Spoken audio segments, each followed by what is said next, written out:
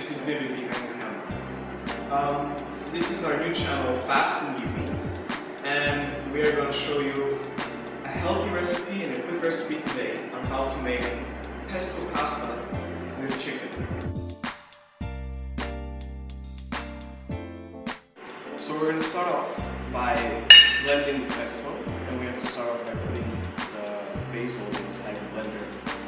And we're going to take our olive oil, measure it out like so.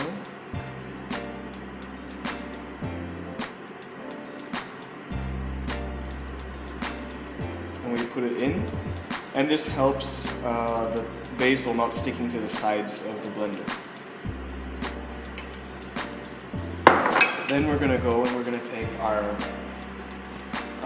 nuts, and we're gonna take tablespoons square.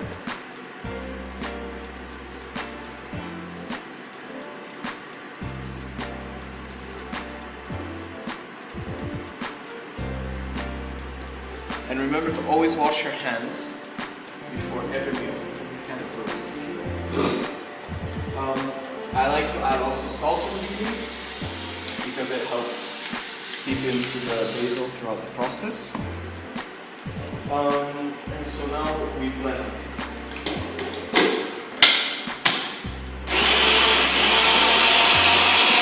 So now that we blend the basil, the oil, and the nuts, we're gonna add in the parmesan, and then I would say 2 pinches of chilies. I like this because I like my food to be a bit spicy.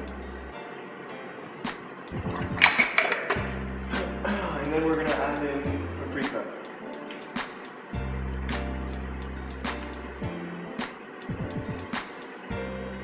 Just a bit.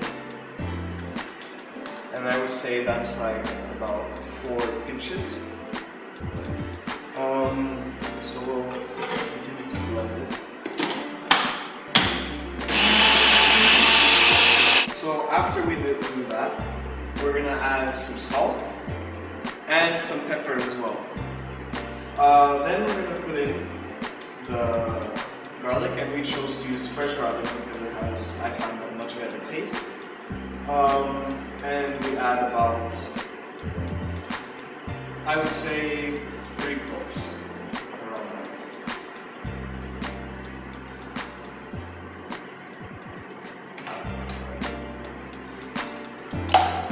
We can even add more olive oil at this time if it starts to stick to the side a lot.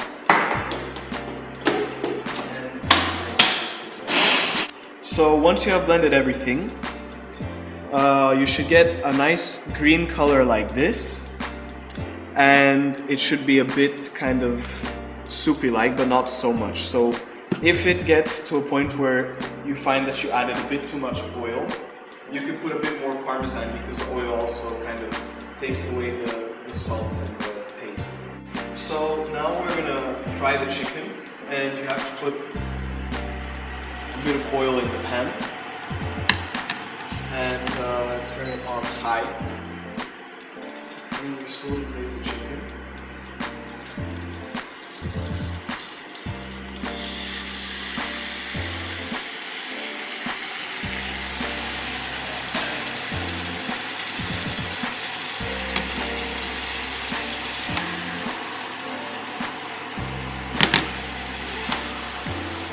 And you want to start to see at this point the white around the chicken forming, and that means it's starting to cook properly. And at this point we can also season the chicken, put a bit of salt. I would say sea salt is probably the best choice because it has the most flavor and it doesn't taste as salty as the sodium chloride. We can also put a bit of pepper on it, but not too much because we already have pepper in the pesto sauce.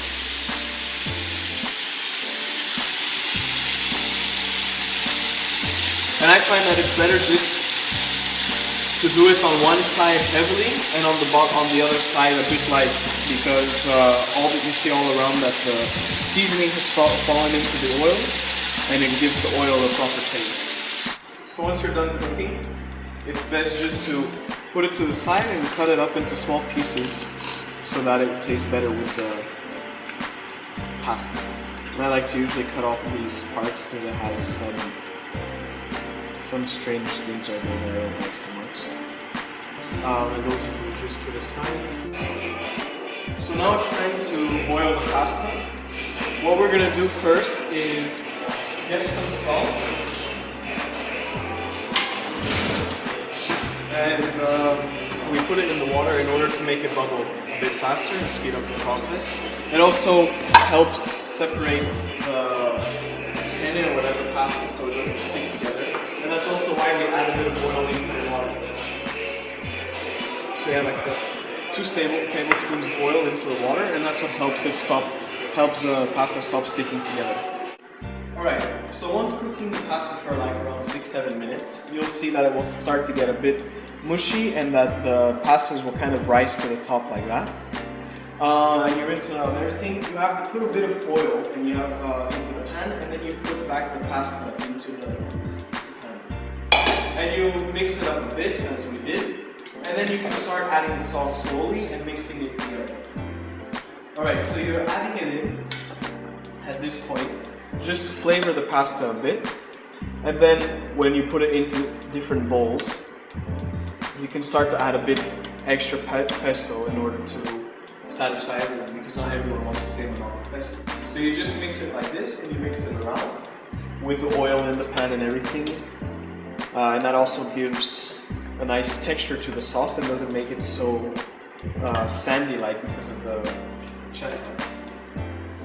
And so once you generously flavor it like this,